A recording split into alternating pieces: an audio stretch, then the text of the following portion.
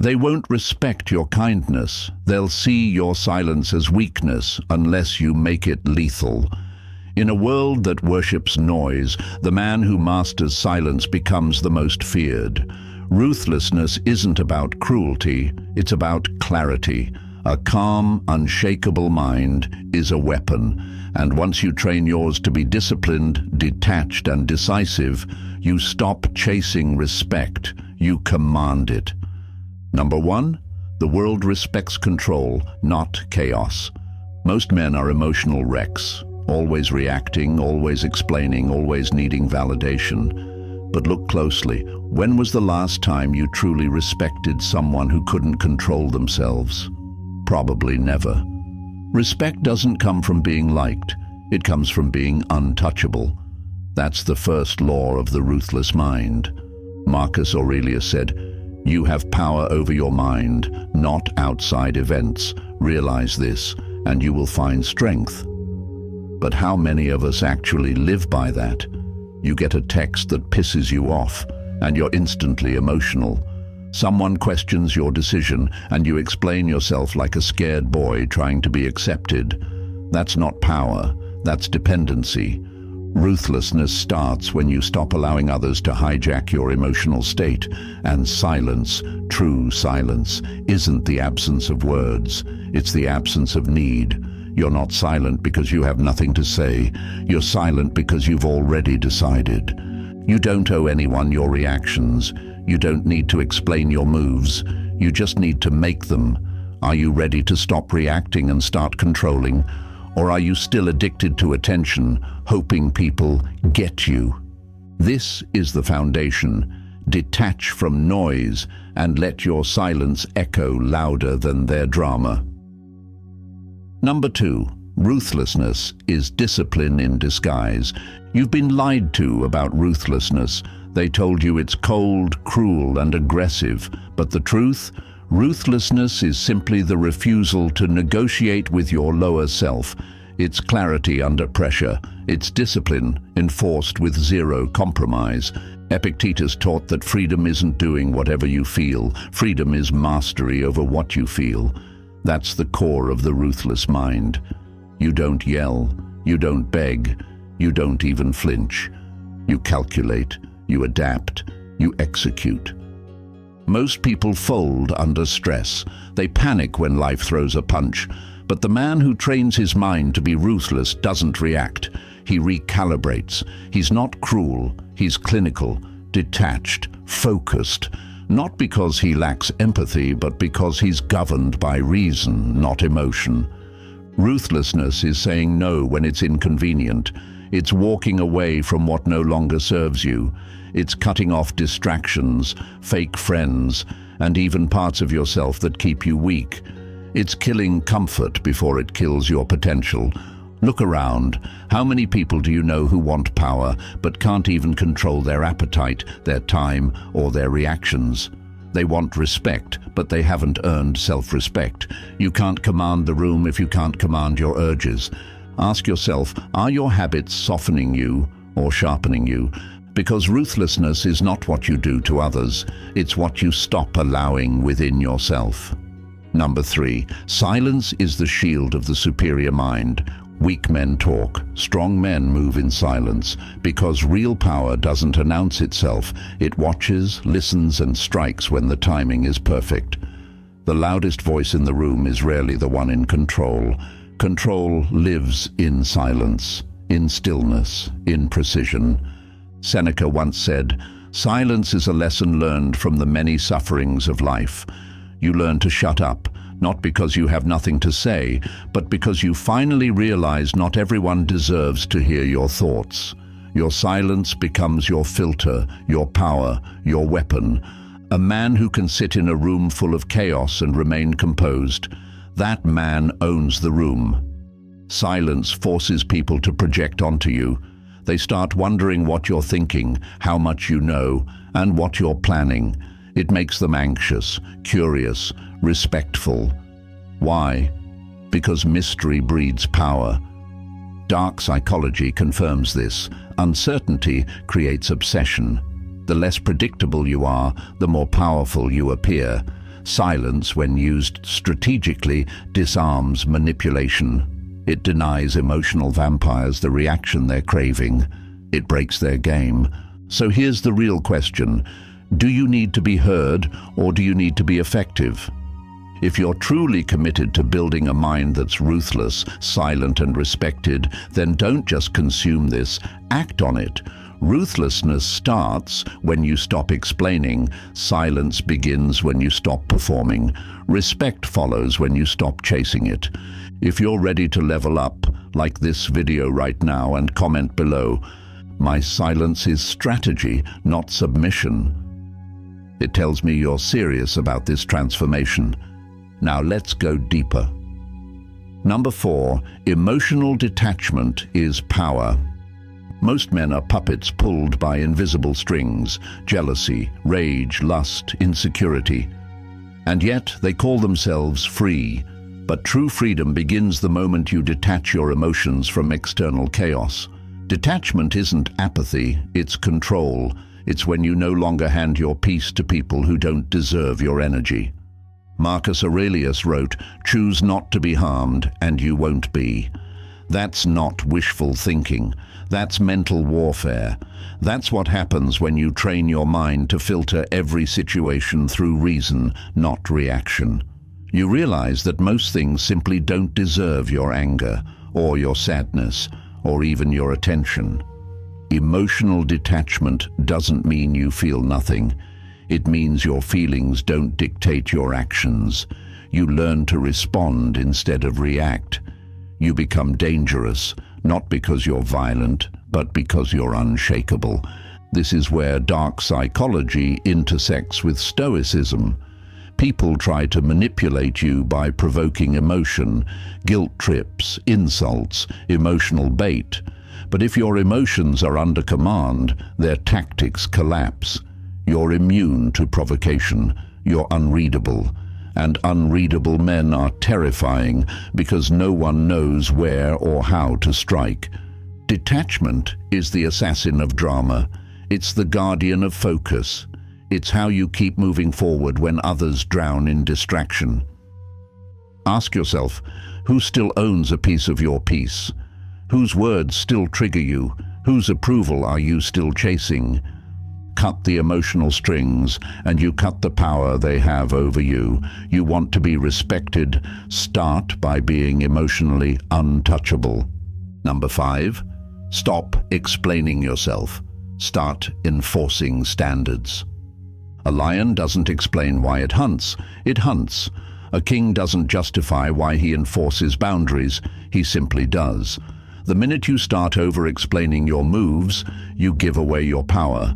You're asking for permission. You're hoping for approval. And that's not what respected men do. When you operate with clarity, you don't need consensus. You need commitment to your standards, to your values, to your path.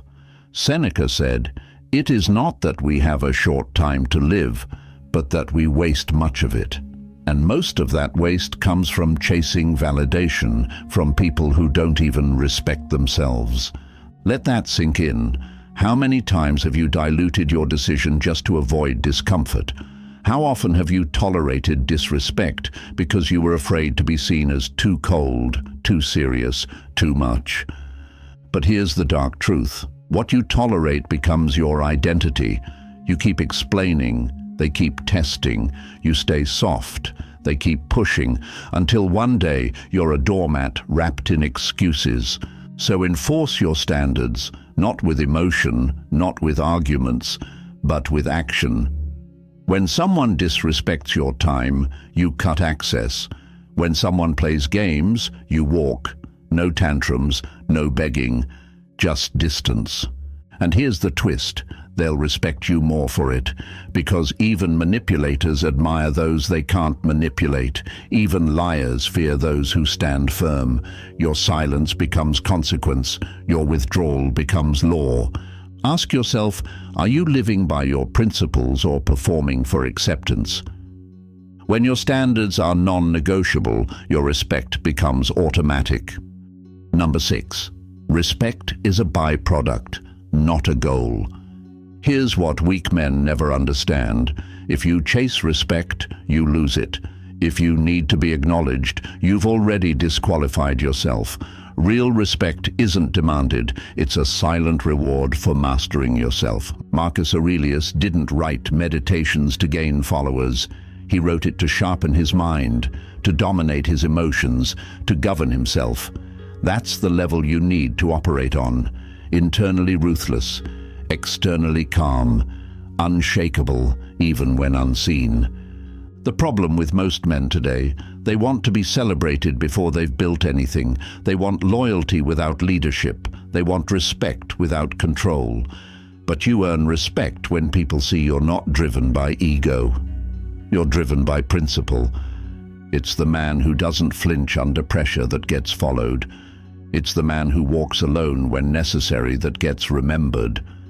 And it's the man who says little but means everything that commands a room. Respect is the echo of your discipline, it's the consequence of your silence, and it's the outcome of your emotional independence. So stop looking for external applause. Look within. Are you making decisions that align with your values or just your impulses? Are you consistent behind closed doors or only disciplined when someone's watching? Burn this into your mind. They respect the man who respects himself, ruthlessly, relentlessly, without exception. If this resonates with you, like this video right now and drop a comment below. I don't chase respect, I become it. It tells me you're not just listening, you're rising. Let's keep building. Number 7, master the pause, the power of tactical silence. The average man lives at the mercy of his tongue. He speaks without thinking, defends without strategy, reacts without control, and every time he does, he bleeds power. But the disciplined man, the man who trains his mind to pause before speaking, becomes a master of psychological warfare. You see, most people equate silence with submission. They think if you're not defending yourself, you're losing. If you're not reacting, you're weak. But that's exactly what gives you the edge. Because when you pause, they unravel. When you don't flinch, they get nervous. When you wait, they get sloppy. This is where you flip the script. The pause isn't hesitation, it's calculation. It's the gap where emotion dies and strategy takes over. That tiny moment of stillness before you say a word can decide whether you win the battle or lose yourself. Marcus Aurelius wrote, "If you are distressed by anything external, the pain is not due to the thing itself, but to your estimate of it, and this you have the power to revoke at any moment." That's the power of the pause. You intercept your instincts, you question your reaction, you control the outcome. And when you do speak after that calculated silence, your words strike like a scalpel, not a hammer, clean, precise, unforgettable. Dark psychology has long studied the effect of delayed response. It's known as strategic ambiguity. The less people know about what you think, the more they obsess over it. When you speak rarely, every word you do speak becomes a command. When you respond slowly, they adjust their behavior around you. And when you pause intentionally, you introduce doubt in their certainty, doubt in their position, their authority, and their assumptions. This is why great leaders, powerful negotiators, and feared strategists are all masters of silence. They let the room fill with anxiety while they remain still. They don't play the game of validation. They force others to play it. Ask yourself this: when was the last time your silence made someone sweat? Because if your every word is predictable, you're not respected, you're managed. The man who speaks only when he must, who pauses when provoked, and who calculates before acting, becomes a psychological fortress. You can't guilt-trip a man who doesn't bite. You can't manipulate a man who doesn't explain. And you can't beat a man who says nothing, because silence can't be countered. Train the pause like a muscle. Use it in conflict. Use it in conversation. Use it when your ego screams to react. And remember, the longer you can sit in silence, the more power you hold when you finally speak. Number 8. Cold logic over hot emotion. The modern world tells you to follow your heart, but that advice is a trap. It breeds weakness, because your heart is impulsive, reactive, clouded by every passing emotion. A man who leads with emotion is a puppet, dancing to the tune of his own instability. But the man who governs his mind with cold logic, that man is untouchable.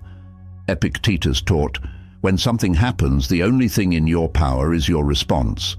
He didn't say cry. He didn't say rant. He didn't say express yourself. He said respond, rationally, deliberately, with calculated precision. Cold logic is the sword that cuts through chaos. It allows you to see clearly when others are drowning in emotional fog. It's what lets you walk away from situations that no longer serve you. It's what lets you delay gratification, delay reaction, delay destruction. Why? Because destruction often comes gift-wrapped in feelings.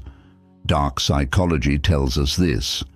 People are easier to control when they're emotional. Marketers, manipulators, even governments. What do they target?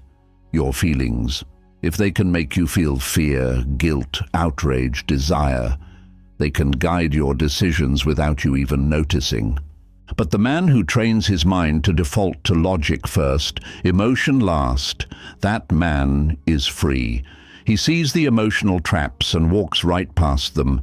He doesn't argue with fools. He doesn't defend himself to haters. He doesn't beg anyone to understand his path.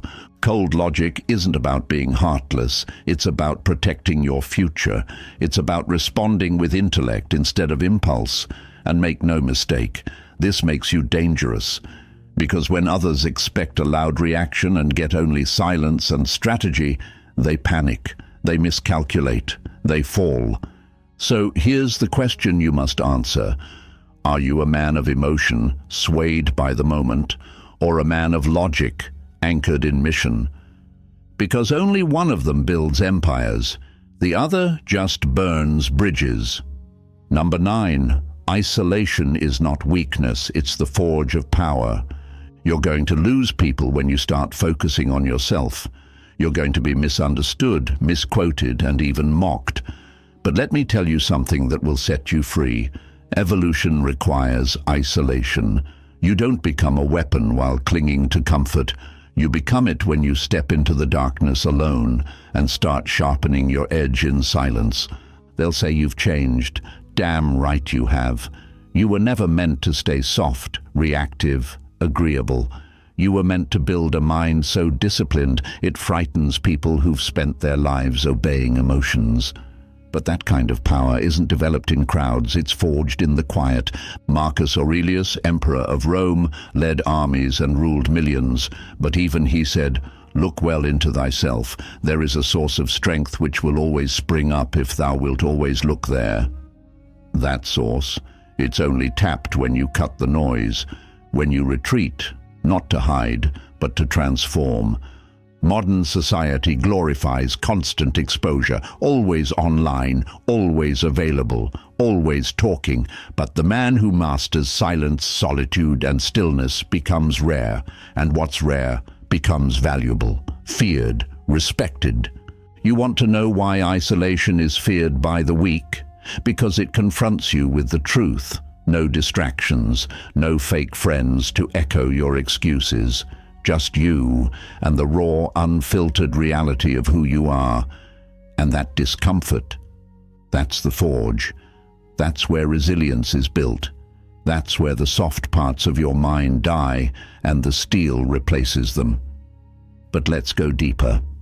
In dark psychology, there's a tactic called voluntary disappearance. It's when a person retreats with intent, not in weakness, but to reset control, to become unreadable. It removes emotional leverage from others. It shatters expectations. It leaves people disoriented, because when you vanish, they don't know who you've become or what you're preparing to do. And when you return, if you choose to return, you move different. You speak less. You demand more. You waste nothing. You are no longer seeking to be liked. You are commanding to be respected. And they feel it, because a man who's been through the storm in silence carries an energy you can't fake. So I ask you now, when was the last time you chose isolation, not out of pain, but out of purpose? When did you last sit in a room with nothing but your thoughts and refuse to run? Until you learn to do that, until you learn to sit with the demons, face the fear, and keep building anyway, you will always be controlled by noise. But when you master isolation, you become sovereign, independent, lethal. Remember, the most feared men in history weren't always loud. They were the ones who went silent, then came back unrecognizable. Number 10. Become a man who commands without speaking. Here's the truth they won't teach you in school, in therapy, or in modern culture. The most respected man in the room isn't the loudest. He's the one who doesn't need to prove anything. He's the one whose presence does the speaking, the one whose eyes say more than words ever could. That's the man you must become. Ruthless, silent, respected. You don't chase power, you embody it. You don't argue for respect. You operate in a way that demands it without ever asking. And you don't wear your emotions on your sleeve. You master them, bury them deep, and unleash them only when necessary, and always with purpose. This is where Stoicism and dark psychology meet in their most potent form. Because the final level isn't just emotional control, it's emotional invisibility. It's when no one knows what triggers you, because nothing gets to you. It's when they can't read your next move because your face reveals nothing. You become the ghost in the room, the one everyone senses, but no one can predict. And that unpredictability, that's the throne of real power. Seneca wrote, "He who is brave is free." But he wasn't talking about brute courage. He meant mental courage, the bravery to feel everything and still choose discipline, to be surrounded by noise and still choose silence, to be disrespected and still choose withdrawal, not weakness. When you train your mind to this level, you no longer live like a reactive man. You live like a strategist. You become the one they watch, the one they fear, the one they cannot shake. So here's your final test. Can you be calm in chaos? Can you disappear when disrespected? Can you operate in complete silence while the world screams for your reaction? Because if you can do that, then you're no longer just a man. You're a force, a presence, a standard, and that's what the world respects. If you felt the fire today, show it. Like this video, share it with someone who needs to hear it. Subscribe to Stoic Spark for more unfiltered truth on masculine power and mind control. And drop this in the comments so I know you're locked in. My mind is my fortress. My silence is my power. No more noise, no more reaction, just ruthless mastery.